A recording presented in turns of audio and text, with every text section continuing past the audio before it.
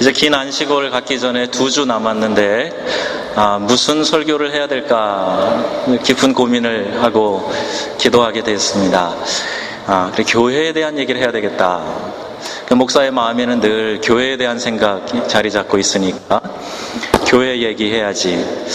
그리고 교회가 잘 되려면 우리 교인들이 사명감으로 충천해야 되겠다. 사명에 대한 얘기해야지. 이렇게 좀 구도를 잡았습니다. 여러분, 교회 생활, 우리 신앙 생활 하는 데 있어서 가장 중요한 게 뭘까요? 뭐가 중요하다고 생각하십니까? 왜 교회에 나오고 우리가 왜 신앙 생활을 합니까? 제일 중요한 것은 뭐니 해도 예수 믿고 구원받는 겁니다. 예수 믿어서 내 영혼이 구원받는 일. 그리고 그것을 우리가 잘 이해하고 또 그것이 왜 중요한가를 깨달으려면 교회는 그러면 뭐 하는 곳인가? 이 교회에 대한 이해가 또 필요합니다. 이것은 마치 건물을 지을 때 기초를 놓는 것과 같아요. 아무리 크고 멋진 건물, 웅장한 건물을 짓는다 그래도 이 기초가 분명하고 든든하지 않으면 그 건물은 금방 무너질 수 있고 상할 수 있습니다. 신앙생활 하는 데 있어서 교회가 무엇인가 하는 것을 이해하는 것, 그건 우리 믿음 생활에 기초를 쌓는 것과 같다는 말입니다. 우리가 봉사하고 헌신하고 한다지만 하나님의 영광을 가리우고 공동체를 헐게 될 수가 있어요.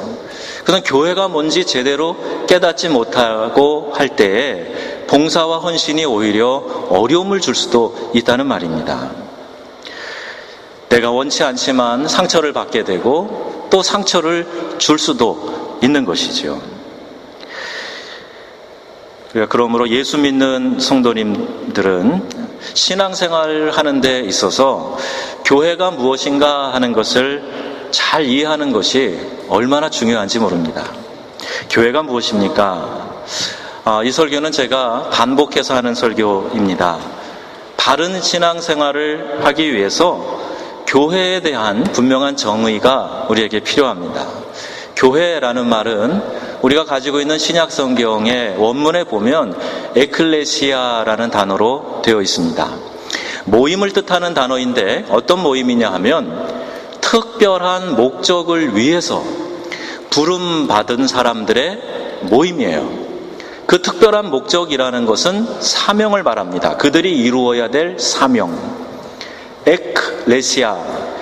하나님이 불러내셨다는 거예요. 그래서 교회라는 공동체를 이루게 하시고 그 교회 공동체가 하나님이 주신 그 사명을 이루어 가도록 하신 겁니다. 이게 교회의 정의입니다. 그 사명이 뭐냐 하면요, 복음 전도의 사명이에요. 예수님께서 마지막에 말씀을 남기시고 하늘로 승천하셨는데 그 말씀이 마태복음 28장에 나옵니다. 그러므로 하늘과 땅의 모든 권세를 내게 주셨으니 너희는 가서 모든 족속으로 제자를 삼아 아버지와 아들과 성령의 이름으로 세례를 주고 내가 너에게 분부한 모든 것을 가르쳐 지키게 하라. 이 말씀이에요. 가서 영혼을 구원하라는 얘기예요. 그걸 위해서 하나님께서 교회를 세워주셨고 그 사명을 감당하라고 교회 공동체로 모아주신 겁니다. 흔히 교회를 신학적으로 이야기할 때 2가지로 나눕니다. 무형의 교회가 있고 유형의 교회가 있어요. 무형의 교회라는 것은 우리가 사도신경을 외울 때 거룩한 공회화 할 때 그 단어입니다. 눈에 보이지 않는 교회인데 완전하고 하나님이 계획하신 완전하고 흠없는 거룩한 교회를 이야기하는 거예요. 우주적 교회다 이렇게도 이야기합니다. Holy Universal Church라고 합니다. 그런데 반면에 또 뭐가 있냐 하면 이 지상의 교회가 있어요. 이 지상의 교회는 오늘 우리가 이렇게 모여있는 것처럼 파리연합교회 이런 이름을 가지고 이 땅에서 존재하는 복음 전도의 사명을 이루어 가기 위해서 지속적으로 그 사명을 감당하는 공동체가 있단 말입니다. 이 유형의 교회는 완전하지가 않아요. 계속해서 성숙을 향해 나아가지만 여전히 여러 면에서 불완전합니다. 불완전한 사람들이 모여있기 때문에 이기심과 경쟁심, 또 자기를 알아달라고 하는 공명심도 들어있습니다. 교회에는 오류가 있을 수 있어요. 오늘날 이렇게 교회에 대한 여러 가지 소식을 들어보면 교회의 어려운 문제들 여러분 뉴스로 듣지 않습니까? 오늘에만 문제가 아니라 이 지상의 교회는 불완전함을 가지고 있습니다. 중세 가톨릭에서 개신교회가 처음 나와서 이제 시작이 될 때 그 무렵에 교회에 이런 일이 있었습니다. 베드로 성당, 성 베드로 성당을 짓기 위해서 자금이 모자라니까 면죄부를 파는 일이 있었습니다. 이 면죄부를 사게 되면 지은 죄도 용서받을 수 있다, 이렇게까지 이제 홍보를 한 것이요. 그리고 더 나아가서 심지어는 이미 죽은 영혼들이라고 하더라도 그들이 연옥에, 뷰르가토아 연옥에 가 있는데 그들을 위해서 면죄부를 누가 사면 그 모금함에 은전이 떨어지는 순간, 쨍그랑 떨어지는 순간 그 영혼이 천국을 위해서 한 단계 더 가까이 나아간다, 이렇게 가르쳤습니다. 그 일을 선동하고 홍보하는 일에 앞장섰던 유명한 사람인데 테셀이라고 하는 수도사인데, 어느 날 그가 면죄부를 판 이 모금함을 들고 가다가 강도를 만났습니다. 그걸 뺏겼어요. 그래서 강도에게 뒤에서 소리칩니다. 그게 어떤 돈인 줄 아냐? 지옥에나 떨어져라, 그랬어요. 그래서 그 강도가 뭐라 그랬는지 아세요? 신부님 걱정 없어요. 내가 이 일을 위해서 벌써 면죄부를 사뒀습니다. 그렇게 얘기합니다. 그런 풍자가 있습니다. 교회는 완전하지 않아요. 이런 불완전하고 죄성이 있는 모습들이 있습니다. 여러분, 저도 불완전하고 또 여러분도 불완전합니다. 이 불완전한 인간들이 모여서 이 땅에 세운 교회, 이것이 유형의 교회인데 역시 이 교회가 갖고 있는 문제들이 있단 말입니다. 깨어지기 쉬운 질그릇 같은 연약성이 있습니다. 그래서 지상에 어떤 교회도 완전한 교회는 없어요. 내가 더 완전한 교회를 찾아 나서겠다, 그런 분들에게 해주는 충고가 있죠. 만일 형제여 당신이 이 지상의 완전한 교회를 만나거든 당신은 그 교회에 등록하지 마시오. 그러면 그 순간부터 그 교회도 불완전한 교회가 될 것이기 때문입니다. 풍자지만 맞는 말입니다. 완전하지 않아요. 그럼에도 불구하고 교회는 그리스도의 몸입니다.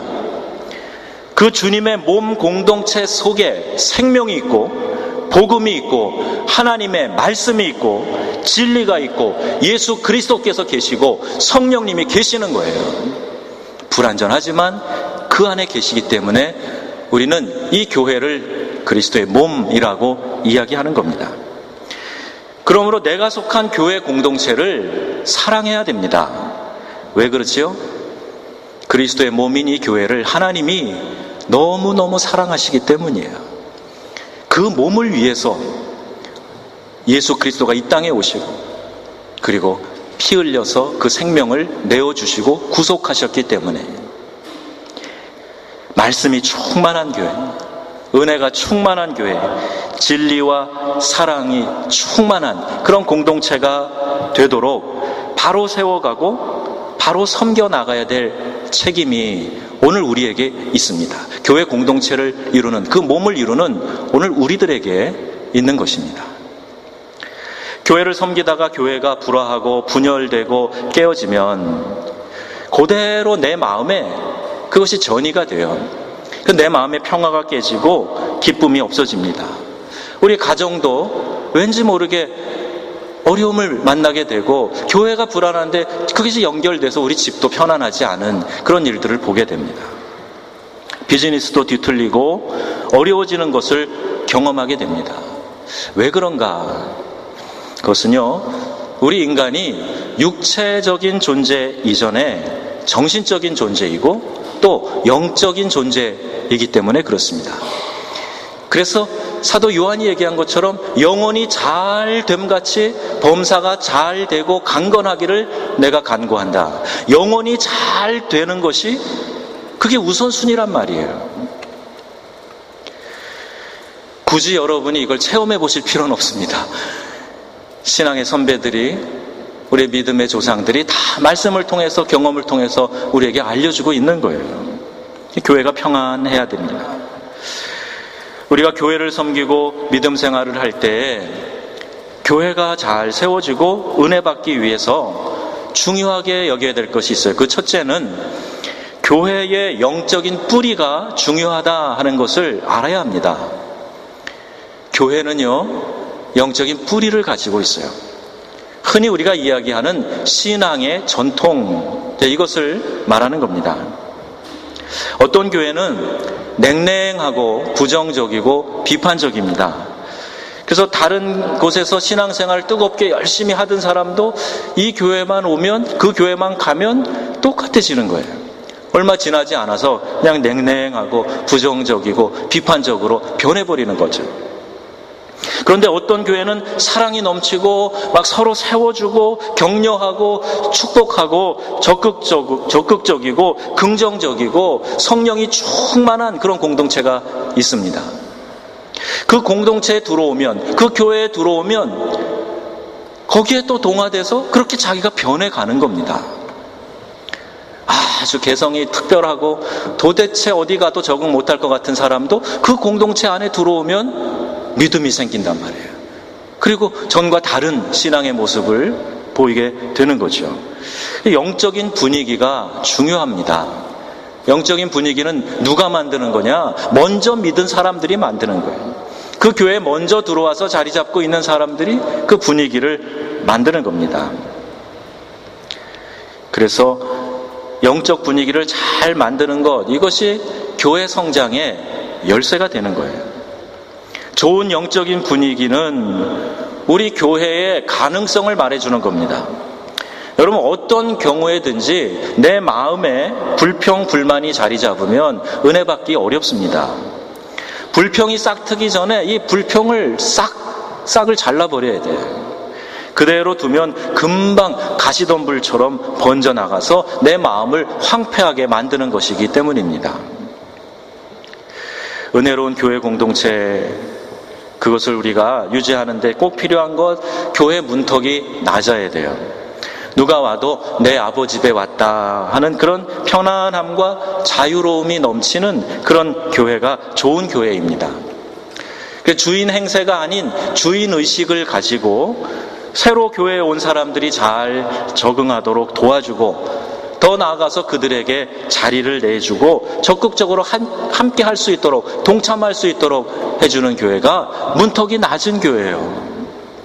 우리 교회가 어떤 교회인 줄 아냐? 대단한 교회다. 그리고 뽐내고 있으면 문턱이 엄청 높은 겁니다.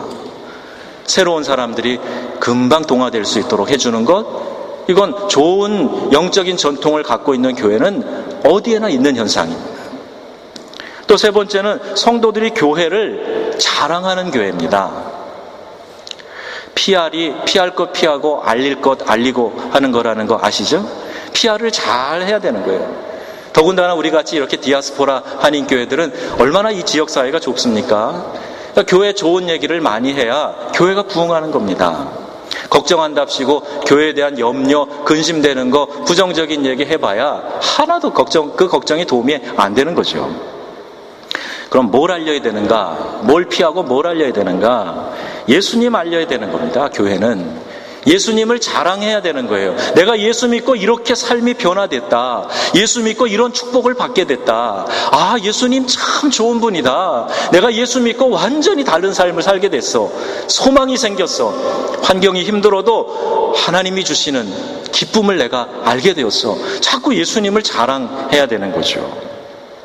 우리 가정이 예수 믿고 변화되어서 새로운 가정이 되었고, 우리의 자녀가 이렇게 변화되었다고 자꾸 예수님 자랑해야 됩니다. 여러분 안에 예수님에 대한 감사와 자랑이 가득하시기를 축복합니다. 그게 있어야 돼요. 소망에 관한 이유가 있어야 돼요. 그래서 누군가 쿡 찌르면 그게 바로 튀어나와야 돼요. 아, 주님의 은혜 감사하다고, 하나님이 이렇게 은혜를 주셨다고, 내가 예수 믿고 수지 맞았다고, 이렇게 이야기를 할 줄 알아야 됩니다. 자, 예수님을 자랑하는 거예요. 또 우리 교회 자랑해야 됩니다. 은혜가 있고 사랑이 충만한 교회다, 그렇게 자랑해야 돼요. 감동이 있는 교회, 친밀함이 있는 교회다, 그렇게 자랑을 해야 되는 거예요. 우리 교회, 그래 한번 와봐, 십자가가 뭔지 가르쳐 줄게. 뭐 이렇게 얘기하시면 안 돼요. 우리 교회는 은혜가 많고 사랑이 많은 교회야. 그렇게 자랑하셔야 됩니다. 교회 자랑할 것이 많죠. 우리 파리연합교회, 우리 이 땅에 처음 세워진 교회, 여태까지 하나님께서 주신 많은 은혜들, 이곳을 통해서 나가서 또 훌륭하게 된 사람들, 그런 사람들에 대한 얘기, 자랑거리가 얼마나 믿음의 귀한 탑들이, 승리의 탑들이 많이 있습니까? 그 자랑해야 되지요. 또 교회에 사역하고 있는 교역자들을 자랑해야 돼요. 이미 목회를 하시고 떠나신 분들에 대해서도 좋은 말 해야 됩니다. 자랑해야 돼요. 지금 목회를 하고 있는 목회자들에 대해서도 좋은 얘기 하셔야 돼요. 말씀이 참 좋은, 은혜가 충만하다고, 열정적이고 헌신적이고 성실하고 진실한 목회자라고 그렇게 자랑하셔야 됩니다. 표정이 왜 그래요? 표정이 왜 그렇습니까? 자랑하셔야 돼요. 자랑하셔야 돼요. 우리 목사님 참 좋은 분이라고 자랑하셔야 돼요. 그게 교회를 사랑하고 교회를 위하는 길입니다. 목사만이 아니라 성도들을 서로 자랑해야 됩니다. 우리 장로님들 참 훌륭하신 분이죠. 우리 직장 때문에 올해 한국에 가 계셨지만 우리 협동장로님, 이성장로님 오늘 기도해 주셨는데 참 훌륭한 분이시다고. 우리 시무하시고 이제 그 은퇴하신 명예장로님들 너무너무 훌륭하신 분이라고. 자꾸 자랑해 줘야 됩니다. 권사님들 자랑해야 돼요. 집사님들 자랑해야 돼요. 우리 성가대원들 얼마나 찬양 잘하고 은혜가 넘치는 줄 아냐고. 우리 주일학교 교사들, 꿈땅 약땅 교사들 얼마나 수고하고 아이들 사랑하는지 아냐고. 자랑해야 됩니다. 아이고 사실이 그렇지 않은데 자랑해요? 그러지 마세요. 자랑하려고 보면 자랑할 건 많습니다. 우리가 뭐 완벽해야 자랑합니까? 여러분 완벽해요? 그래도 여러분 가만히 보면 자랑할 거 많아요. 그거 좋은 거 얘기하시란 얘기입니다. 자기 교역자 성도들 흉보면서 불신자들이 교회 나오려고 기대하면 안 되죠. 나오려다가도 도망가 버리고 말 겁니다. 여러분 한번 따라해 보세요. 한번 제가 하는 얘기 따라해 보세요. 예수님 자랑, 교회 자랑, 목회자 자랑, 성도 자랑.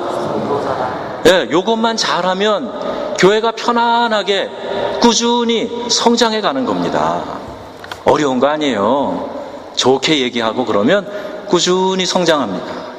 오늘 본문을 통해서 우리가 봅니다. 안디옥 교회는 이런 교회였다 하는 것을 알 수가 있는데, 안디옥 교회는 스데반의 순교 이후에 흩어진 그 교인들이 세운 유대 크리스찬 이민 공동체예요. 그러니까 오늘 우리식으로 말하면 이 디아스포라 교회란 말입니다. 우리 바리연합교회와 같이 외국에 가서 모여있는 한인들처럼 유대인들이 안디옥 교회를 세운 거예요. 이 교회는 어떤 교회였는가? 오늘 말씀에 뭐라고 가르쳐주고 있습니까? 21절에 보니까 주님의 손이 함께한 교회였다, 이렇게 말하고 있습니다. 가정이든 교회든 민족과 국가도 주님의 손이 함께 하시고 축복해 주셔야 합니다. 인간이 아무리 수고하고 노력을 해도, 여러분 요새 그 싱크홀 들으셨죠? 갑자기 땅이 꺼져갖고 푹 차가 들어가 버려요. 세상에 도로 밑에 그럴 일이 있으리라고 누가 생각했습니까? 그런 일, 천재지변이 일어납니다. 태풍이 불어요. 지진이 일어납니다. 그러면 사람이 그렇게 노력해서 멋지게 세우는 건물도 우르르 무너져 버리고 마는 거예요. 땅이 꺼져 버리고 사람과 자동차를 삼켜버리고 마는 겁니다. 하나님의 손이 붙드시지 않으면 그 어느 인생도 보장할 수 있는 인생은 하나도 없습니다. 우리 사람의 손도 두 종류가 있대요. 실패의 손이 있는가 하면 어떤 사람은 성공하는 손이 있어가지고 손대는 일들마다 잘 된답니다. 망해가는 회사도 그 사람이 들어가서 손대면 막 회사가 일어나는 거예요. 가게가 막 일어나는 거예요. 그렇게 세워주는, 살리는 손이 있다는 거죠. 그렇다고 혹시 내 손이 그런가? 그래서 어디 가서 이렇게 땡기는 거 시험해 보시면 안 됩니다. 그것과는 관련이 없는 얘기예요. 사람도 그런 손이 있는데, 여러분, 우리 하나님의 손, 성경에 표현된 하나님의 손 어떤 겁니까? 인간의 성공의 손보다 더 위대한 전능한 손이요, 창조의 손이요, 치유의 손이요, 불완전한 것을 완전하게 회복해 주시는 손입니다. 성경은 이 하나님의 손길을 토기장이의 손으로 비유하고 있습니다. 저희 교단 신촌성결교회에 김동수 장로님이라고 계세요. 그분이 한국도자기 대표이신데 청주 공장에 한번 견학을 간 일이 있습니다. 가서 어떻게 이 도자기들이 빚어지는가 하는 그 공정을 쭉 보면서 그 그릇을 만드는 하나님의 손길, 이런 것을 좀 생각해 보게 되었습니다. 우리 하나님도 진흙처럼 쓸데없고 버려진, 가치가 없고 다듬어지지 않은 우리를 빚으셔서 얼마나 가치 있는 존재로 변화시켜 주는지 모릅니다. 방탕한 어거스틴을 빚어서 성자를 만드셨습니다. 젊어서 만이교에 빠지고 성적인 데에 빠져가지고 그렇게 쾌락을 일삼고 살던 그가 하나님의 손에 붙들리니까, 그 토기장이의 손에 붙들리니까 새롭게 만들어져서 성 어거스틴이 됐단 말이에요. 그의 참회록을 읽어보면 정말 깊이 하나님을 만난 사람인 것을 알 수가 있습니다. 하나님의 손이 터치하면 변화가 되는 거예요.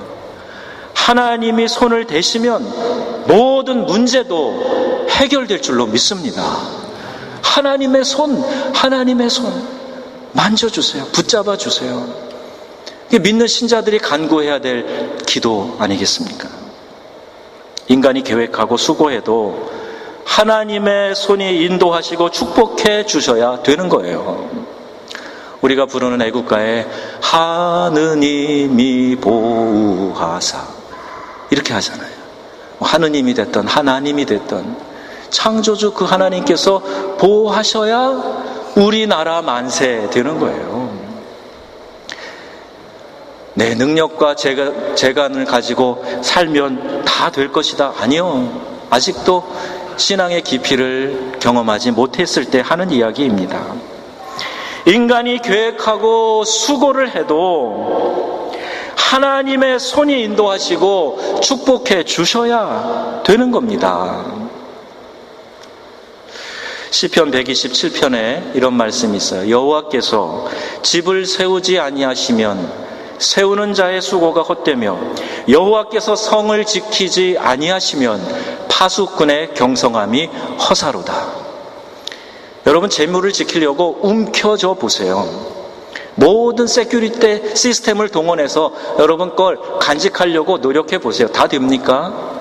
아니요. 하나님이 지켜주시지 않으면 그냥 모래 빠져나가듯이 빠져나가고 맙니다. 잠언서에는 그래서 이런 지혜의 말씀을 가르쳐주고 있습니다. 너희 행사를 여호와께 맡기라. 그러면 내가 경영하는 것이 이루어지리라. 인간이 경영하는 것처럼 보이지만 그 경영을 이루시는 분은 하나님이시라. 이걸 가르쳐주고 있는 거예요. 그리고 좀 몇 절 더 뒤에 가보면 사람이 마음으로 자기의 길을 계획할지라도 그 걸음을 인도하시는 분은 여호와시다. 이렇게 말씀합니다. 우리 마음에 여러 생각이 있어도 오직 여호와의 뜻만이 온전히 서리라. 이렇게 가르쳐주고 계세요.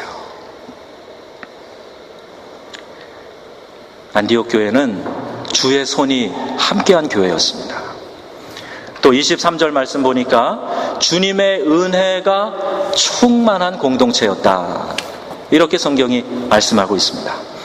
예루살렘 교회가 바나바를 파송했죠. 바울과 바나바를 파송합니다.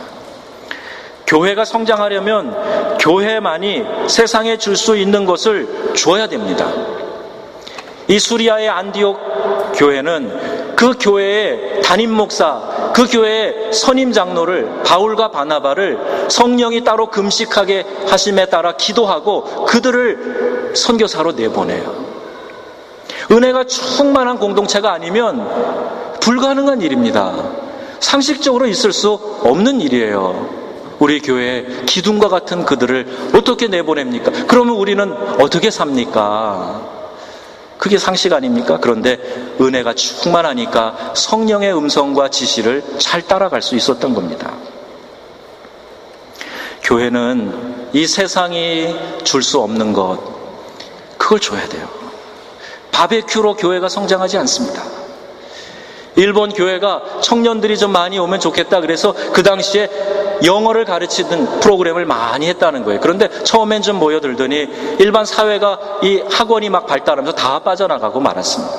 저는 아프리카 선교 현장에서 많이 보던 일입니다. 복음을 그들에게 심어주지 않으면, 교회만 줄 수 있는 참된 진리를 그들의 심령 가운데 전해주지 않으면 아무 의미가 없는 거예요. 뭐 좀 되는 것 같아도 그 되는 게 아닙니다. 여러분 뭘 자랑하시겠어요? 우리 교회 복음으로 변화된 사람들이 많더라. 예수 믿고 변화돼서 교회 나와서 믿음 생활하는 사람들이 많더라. 이게 자랑이지. 우리 교회가 뭘 잘하고 뭘 잘하고, 많은 교회 행사 잘한다고 그 자랑할 일은 아닌 겁니다.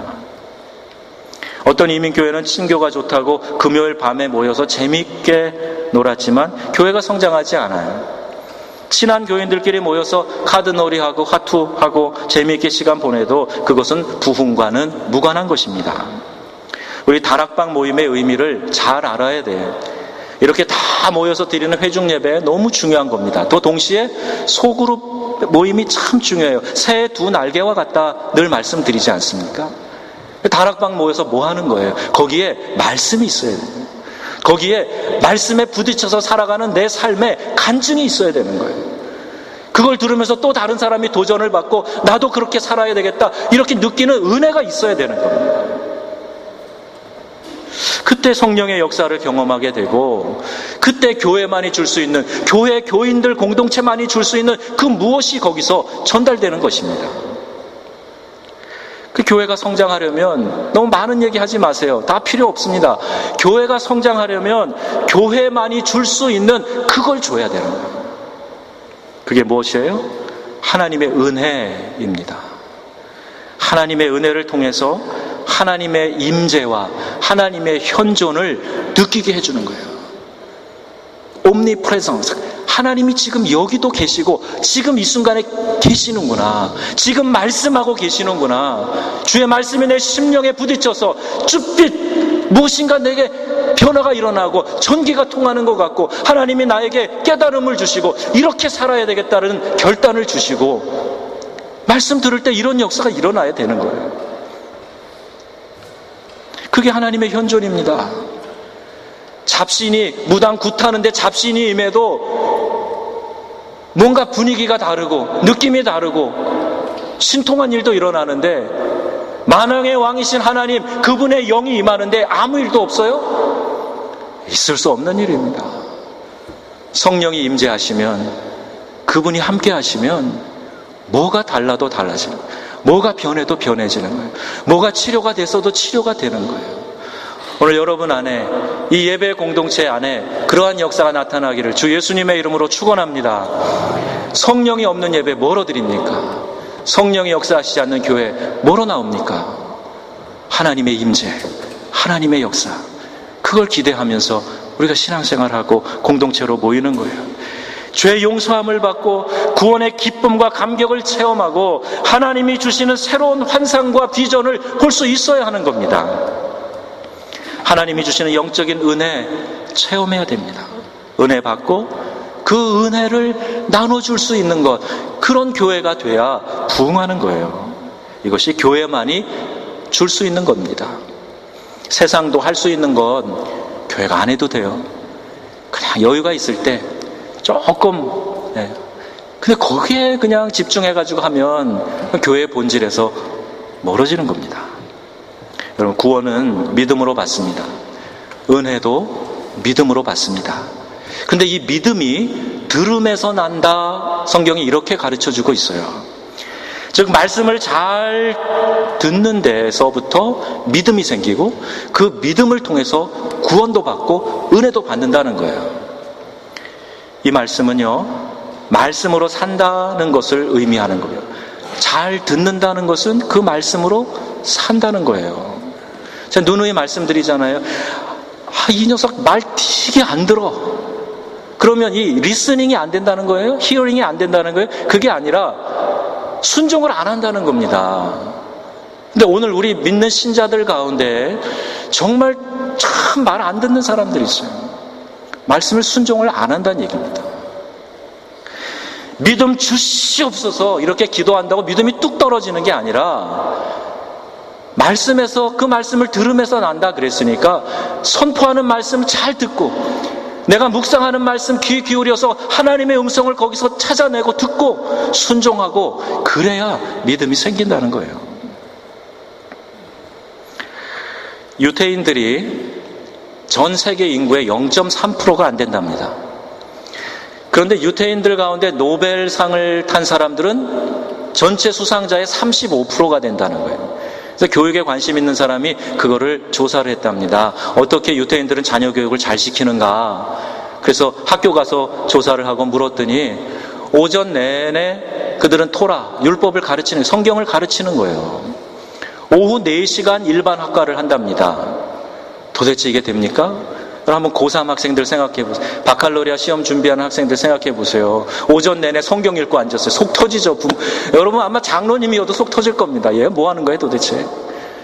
근데 그렇게 한다는 거예요. 유태인 학교에서 오전 내내 성경 읽고 오후에 일반 학과를 4시까지. 그 선생님에게 그게 그렇게 되겠습니까? 그랬더니 그 랍비가 선생님이 이렇게 설명합니다. 그 성경 말씀을 통해서 하나님의 지혜를 공급받아 공부하는 사람은 그렇지 않은 사람의 지혜로 하는 사람보다 훨씬 앞서갈 수 있다는 거예요. 그들이 8시간을 해도 4시간, 하나님이 주시는 지혜로 4시간 공부하는 게 훨씬 낫다는 이야기를 랍비가 설명을 하는 거예요. 실제로 그 결과가 나타나 있지 않습니까? 여호와를 경외하는 것이 지식의 근본이오늘 우리에게 지혜를 알려주는 잠언서에 분명히 기록하고 있습니다. 믿음의 사람들이 자녀들을 키우면서 하나님의 말씀을 가까이 하게 하고 그 말씀 묵상하게 하고 하는 일이 얼마나 중요합니까? 그래서 사단은요, 어떻게 해서든지 우리가 말씀을 듣지 못하게 합니다. 말씀이 들리지 않게 만드는 거예요. 어떤 때는 예배 시간에 막 졸게 만들어요. 지금 우리 교회는 조는 분이 별로 없어요. 근데 막 졸게 만들어요. 설교 시작하면 그냥 눈이 감기면서 아버지 집이 편안해서 잠이 옵니다. 그러면서 그냥 자요. 그렇게 해서 못 듣게 하는 경우도 있고요. 또 어떤 경우에는 우리 제자 훈련에도 종종 나타나는 현상이지만 말씀을 전하는 자, 말씀을 가르치는 자와 뭔가 감정이 편하지 않게 만들어서 안 들리게 만드는 거예요. 이것도 사단이 하는 역사 가운데 하나입니다. 우리가 말씀을 잘 듣고 그 말씀에 깨어 있을 수 있도록 항상 긴장하고 준비하고 토요일날 막 새벽 2시, 3시까지 영화 보고 그러지 마세요. 일찍 주무세요. 그리고 예배에 와서 맑은 정신으로 집중해서 하나님께 예배 드려야 됩니다. 예배의 감격에 빠져라. 우리 김남준 목사님 책을 우리가 지금 돌아가면서 읽고 있는데 읽은 분들이 다 그래요. 목사님 많이 찔렸어요. 제가 찔르려고 드린 게 아닌데 읽으시면서 그러시는 거예요. 또 이면에는 은혜가 많이 됐다는 얘기죠. 아, 예배가 이렇게 중요한 거군요. 새롭게 다시 생각하시고 다짐하셨다는 얘기죠. 여러분도 한번 그 책도 읽어보시고 예배가 정말 중요한 거구나. 내가 여기에 정말 생명 걸어야 되겠구나. 그런 결단이 좀 있으시길 바랍니다. 말씀이 들려야 되는 거예요. 내 마음의 밭이 잘 준비돼야 되는 겁니다. 누가복음 15장에 보면 잃어버린 영혼을 찾는 것에 대한 기사가 3가지가 나옵니다. 잃어버린 양을 찾았을 때 목자가 기뻐가지고 그 양을 어깨에 메고 오는 거예요. 잃어버린 드라크마, 은전을 잃어버렸다가 다시 찾았을 때, 그 다음에 잃어버렸던 아들, 돌아온 탕자의 얘기가 거기 기록되어져 있습니다. 왜 우리 주님께서 이 비유의 말씀을 하셨는지 여러분과 제가 너무 잘 압니다. 제가 전도 폭발 임상훈련하고 교회에서 사역을 할 때요, 복음을 체계적으로 설명해주고 그들이 복음을 받아들이고 예수를 구주로 받아들이고 고백할 때 저에게 오는 이 전율은 말할 수가 없어요. 야, 정말 영혼 구원하는 일을 하나님이 이렇게 기뻐하시는구나. 막 그냥 피부로 느낍니다. 그 순간의 감정이 아니에요. 영혼 구원을 위해서 깨어서 전도하는 삶을 살면 하나님이 보상해 주시는 축복이 너무 많습니다. 여러분 한번 해보세요. 영혼 구원을 위해서 관심을 갖고 기도하고 전도하고 그들에게 어설퍼도 복음을 전해보세요. 하나님이 여러분을 어떻게 축복하시고 사용하시는가, 여러분 스스로가 귀한 간증자가 될 겁니다. 거기에 우리 아버지의 마음이 있기 때문이에요. 한 영혼이라도 더 건져서 지옥 형벌을 멸하게 해주고 하늘에 가서 하나님 보좌에서 함께 거룩하고 기쁜 생활하도록 하시는 것, 이게 우리 주님이 그렇게 원하시는 일이에요. 그래서 한 영혼이 하나님 앞에 돌아오는 것, 온 천하보다도 그 가치를 귀하게 여기시고 기뻐하시는 것, 이게 우리 아버지 하나님의 마음입니다. 주님을 믿는다는 사람들이, 하나님을 경배한다고 모여있는 사람들이 영혼 구원에 대한 열정이라고는 없고, 그냥 어떻게 하면 나 좀 편해볼까, 어떻게 하면 내가 좀 만족스러워 볼까, 거기에 관심이 집중되어 있으면 아버지의 마음을 정말 모르는 거예요. 여러분, 교회는 영혼을 구원하는 구조선입니다. 아멘. 아멘. 우리 교회는요, 그 일을 위해서 하나님이 세워주신 거예요. 어떻게 하면 영혼을 구원할 수 있을까? 교회에는 앉아있지만 아직도 예수를 구주로 받아들이지 않은 사람, 어떻게 그들을, 예수님을 소개해서 구원받은 심령이 되게 할까? 어떻게 하면 내 주변에, 직장에 우리 이웃들이 예수 믿게 될 수 있을까? 여기에 깨어 있어야 된다는 겁니다. 베드로전서 1장 9절 말씀 보면 믿음의 결국 곧 영혼의 구원을 받음이라. 우리가 믿음 생활을 하는 것의 종착점은 영혼의 구원에 있다는 거예요. 내 영혼이 구원받고 내가 사랑하는 사람들이 구원받는 데에 있다는 겁니다. 그런데 돌아온 영혼, 되찾은 영혼, 못마땅하게 생각하는 존재, 아버지의 집에도 있었어요. 누군지 아시죠? 형님, 그리고 살찐 송아지 잡혀 먹을 거니까 못마땅한 거예요. 저 탕자가 아버지 재산을 창개들과 함께 먹어버린 자가 돌아왔는데 동생이라고도 안 하고 저 아버지의 아들이 돌아오니까 살찐 송아지를 잡아서 잔치를 해주세요. 나를 위해서는 염소 새끼 한 마리라도 잡아주셨나요? 내가 평생 아버지를 위하여 수고하였는데 저에게 해주신 것은 뭐죠? 또 다른 아버지의 마음을 모르는 사람이 그 집의 큰아들 아닙니까? 예, 우리가 신앙생활을 위해서, 교회를 지키기 위해서 이런 신앙의 연조를 가지고 있었습니다. 자랑할 수 있는 건 많습니다. 그런데 그 가운데 정말 아버지의 마음을 알아서 한 영혼이 실족하지 않고 구원받는 것에 감격이 있었던가, 내가 그 일에 앞장서서 영혼 구원을 위하여서 애쓰고 살았던가, 우리 스스로에게 질문을 하고 거기에 대해서 답을 얻어야 합니다. 우리 연합교회는요, 그 동생을 정죄하고 원망하는 그런 율법주의적인 신앙이 아니라 그를 그저 용서하고 끌어안고 다시 신분을 회복시켜주는 그런 은혜의 공동체가 되어야 될 것입니다.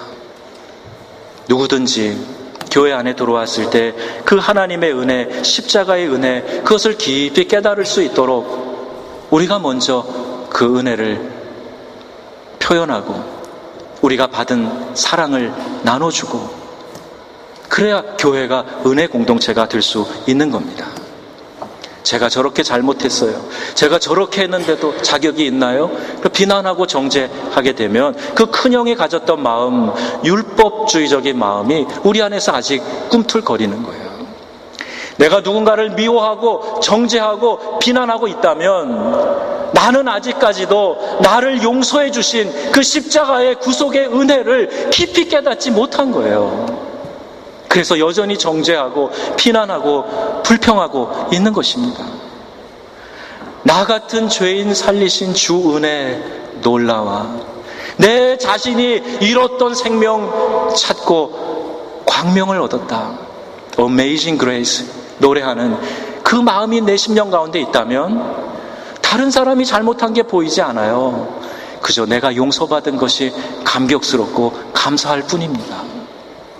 갚을 수도 없는 빚 1만 달란트를 탕감받았는데 내게 잘못하고 내게 빚진 100데나리온 그거 받아내려고 혈안이 되지 않는단 말이지요. 여러분, 교회가 자기 중심적인 이기주의 빠지면 안 됩니다. 그 한없는 하나님의 사랑과 은혜, 끝이 없는 그 하나님의 놀라운 긍휼, 그것을 표현해 줄 수 있는 공동체가 되어야 할 것입니다. 내가 아직 부족해도, 내 안에 사랑이 아직 부족해도 내가 먼저 용서받은 죄인이지 1만 달란트 탕감받았지, 그걸 생각하고 하나님의 은혜를 계속 흘려보내야 합니다. 안디옥 교회는 또 이런 교회였습니다. 성령이 충만한 리더십이 있는 교회였어요. 24절, 25절 말씀에 그렇게 기록합니다. 교회 성장학자 피터 웨그너가 이런 얘기를 기록했는데, 교회 성장은 성령의 역사와 리더십이다 그랬어요. 근데 그 리더는 목사나 장로를 말하는 것이 아닙니다. 교회에서 역할을 하고 있는, 책임을 맡은 한 분 한 분들이죠. 그러니까 여러분 모두가 다 나름대로 교회에 소속해서 어떤 일을 하고 계시면 그 리더의 역할을 감당하고 있는 거죠. 바나바는 착한 사람이다 그랬습니다. 여기 착하다라는 말의 의미는 인격의 성숙성 그리고 성실성을 이야기하는 거예요. 바나바가 누굽니까? 바울을 세워준 사람이에요. 초대교회 예수 믿는 자들을 잡아다가 죽는데 내어주고 체포영장을 들고 쫓아다니고 했던 사람이 사울이 변화된 바울인데, 그렇다고 해서 그가 갑자기 초대교회 공동체 리더십이 될 수 있습니까? 안 되죠. 어림없는 일이에요. 그런데 바나바가 바울을 잘 인도했어요. 그리고 교회 공동체에 동망이 있고 신앙이 깊고 헌신하는 이 바나바가 추천하고 또 이렇게 소개하고 자리를 세워주니까 바울이 그 사역을 할 수 있었던 거죠. 바울을 세워주고 자기는 2인자의 자리에 내려가는, 그게 바나바 아닙니까? 자신의 전 재산을 가난한 사람들에게 나눠주기 위해서 사도들의 발 앞에 가져온 사람, 그가 바나바였습니다. 그 이름이 위로자다, 권위자다라는 뜻을 가지고 있는데 그 이름대로 그는 사역을 했었던 거죠. 우리 교회도 바나바 사역팀을 만들어서 새신자가 오면 교회에 적응할 때까지 잘 섬기고 관심을 쏟아주고 또 도와주는 그런 사역을 하고 있는 부서가 있습니다. 또 바나바는 성령이 충만한 사람이다라고 성경에 기록하고 있어요. 교회 생활은 영적 전쟁이기 때문에 말씀과 성령으로 무장하지 않으면 넘어지게 됩니다. 말씀과 성령으로 여러분이 다 무장되어 있으셔야 돼요. 그래야 내 믿음 잘 지킬 수 있습니다. 마귀가 우는 사자와 같이 두루 다니며 삼킬 자를 찾는다 그랬어요. 사자들이 사냥을 할 때 여러분 보시잖아요. 무리에 잘 연합되어 있을 때는 좀 안전합니다. 근데 주로 사냥에 타겟이 되는 녀석들이 어떤 건가 보면요, 무리에서 이탈된 거예요. 예. 어떤 이유든지 무리에서 좀 동떨어져 있으면 그게 사냥감이 되는 겁니다. 이 세상에서 마귀가 우리 성도들을 실족하게 하려고 두루 다니며 대보해 삼켜버릴 사람을 찾고 있는데, 그때 깨어있지 않으면, 성령으로 무장되지 않으면 넘어질 수밖에 없다는 거예요. 누구도 자신할 수 없는 일입니다. 안디옥 교회는 성령의 충만한 좋은 리더십이 있었고요. 또 성령의 충만을 위해서 교인들이 금식하고 기도하고 하나님의 뜻을 쫓아갔던 교회였습니다. 또 안디옥 교회는 26절에 보면 좋은 그리스도인들이었다 이렇게 봅니다. 안디옥 교회 교인들이 최초로 그리스도인, 크리스찬이라는 별칭을 듣게 되었습니다. 이 그리스도인이라는 말이 여기서 나왔다 가르쳐주고 있어요. 안디옥 교회는 예수님을 닮은 변화된 성숙한 그리스도인으로서 위대한 생명력이 넘치는 그런 초대교회가 된 겁니다. 크리스찬이라는 말의 의미는요, 우리 한국식으로 말하면 예수쟁이라는 말이에요. 예수님을 따르는 사람들, 우리 옛날식으로 표현하면 예수쟁이.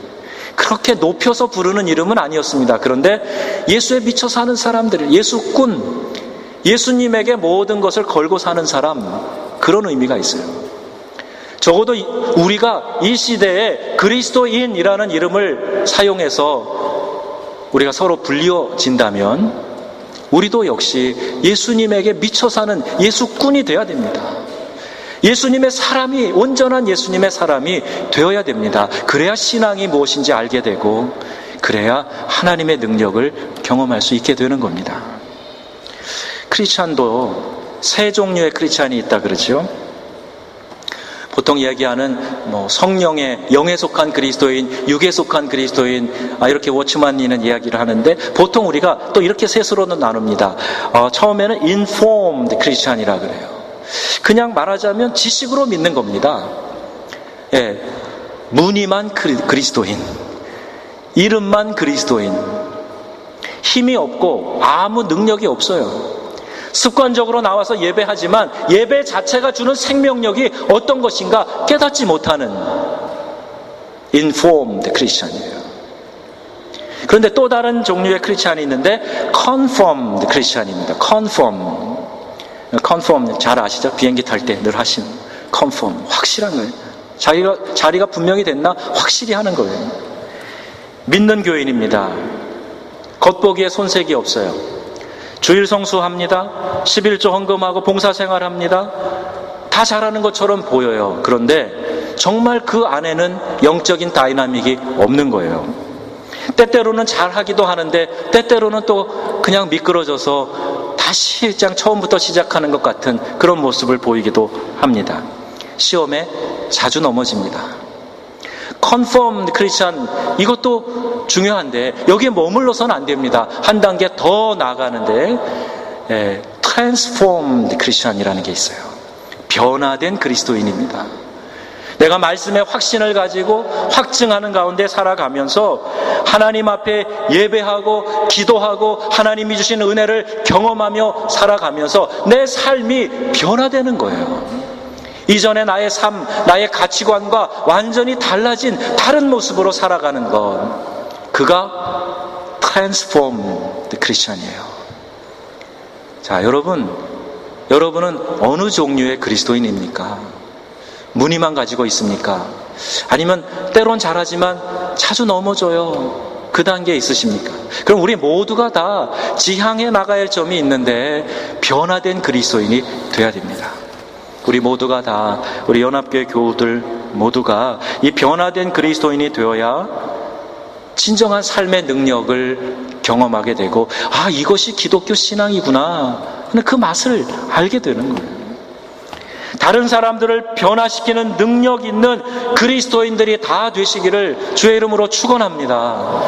변화된 그리스도인이 제발 좀 되잔 말이에요. 언제까지 그냥 그 자리에 계실 겁니까? 이제 바캉스도 끝나갑니다. 가을부터는 달라져야 되겠다. 아니, 이제 이 문을 열고 나가는 이번 주일부터 내가 좀 다르게 살아야지. 변화된 그리스도인이 있다는데 그렇게 살아야지. 매일 말씀 묵상하고 주님과 교제하고 성령이 나를 만지고 변화시켜 달라고 기도하고 그렇게 살아가자고요. 여러분, 한 분 한 분의 변화로 말미암아 여러분 가정이 변화됩니다. 직장이 변화됩니다. 교회의 변화 누구에게 있지 않아요. 내가 진짜 변화된 그리스도인이 되면 되는 겁니다. 이 파리의 변화, 유럽이 변하고 열방이 주께로 돌아오고, 이 캐치프레이즈를 멋있게 걸어놔도요, 내가 변하지 않으면 아무 소용없는 겁니다. 내가 여전히 육에 속해서 이 세상의 육신의 일을 도모하며 살아가고, 내가 만족하는 것은 그저 이 세상이 나에게 주는 육적인 유익뿐이라면 도대체 우리의 신앙은 언제 완성이 되고 언제 변화된 능력을 이 세상 가운데 선포하며 살겠습니까? 초대교회 그리스도인이 숫자가 많아서 로마 정부가 뒤집어진 게 아니에요. 숫자가 많은 것이 아니었습니다. 변화된 한 사람 때문에 그 사회가 바뀌는 거예요. 내 심령이 변화되고 변화된 삶을 살아가는 그 하나, 그것 때문에 다이나마이트와 같은 두나미스에 폭발하는 성령의 능력이 이 세상 가운데 전달되고 죽어가는 영혼을 살려내고 소망이 없는 자에게 소망의 불을 지펴주고 내 생명이 다해가는 그 순간까지 주님을 향한 사랑과 열정을 불태울 수 있었던 겁니다. 진정한 한 사람의 변화로 가능한 일이에요. 남 핑계 댈 이유가 없습니다. 내가 변화되면 돼요. 여러분, 교회는 하나님이 함께 하시는 은혜의 공동체입니다. 교회를 통한 진정한 영적인 교제와 사역이 넘쳐나야 됩니다. 이 은혜 공동체 안에서 내 사랑하는 가족, 나의 자녀들, 나의 이웃들이 이곳에 와서 함께 그 은혜를 나누는 거예요. 그 은혜의 샘 나눠 마시는 거예요. 같이 갈증을 해소하고 같이 힘을 내서 다시 달려가는 그 은혜를 받는 공동체가 교회입니다. 은혜 받는데 방해되는 모든 것들 여러분 다 치워놓으세요. 그게 중요한 게 아닙니다. 내 영혼이 은혜 받고 내가 변화되는 것이 제일 중요합니다.